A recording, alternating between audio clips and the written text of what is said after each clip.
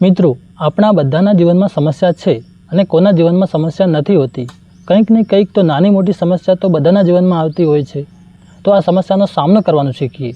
જો જીવનમાં કોઈ ખરાબ પરિસ્થિતિ કે કોઈ વિકટ પરિસ્થિતિ આવે ને ત્યારે તેનાથી દૂર થવાને બદલે તેનો સામનો કરવાની શક્તિ રાખો। એ સમસ્યાનો સામનો કરવાની હિંમત રાખજો।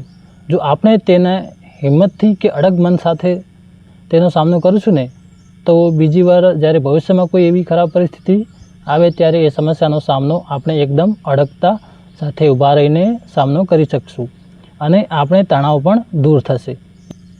એક વાત બીજી કે જો તમે સ્વસ્થ હશો, માનસિક અને તણાવથી મુક્ત હશો તો એ સમસ્યાનું નિરાકરણ લાવવા માટે તમે સક્ષમ બની શકશો। એટલા માટે આપણે બધાએ આપણી પોતપોતાની સંભાળ લેવી પણ ખૂબ જ જરૂરી છે, કેમ કે આપણા જીવનમાં સમસ્યાઓ આવે ત્યારે આપણે માનસિક અને શારીરિક રીતે તંદુરસ્ત હોઈશું તો આપણે આપણા પરિવારને પણ સારી રીતે સંભાળી શકશું અને આપણે આપણા સપના અને ધ્યેય સુધી પહોંચી શકશું।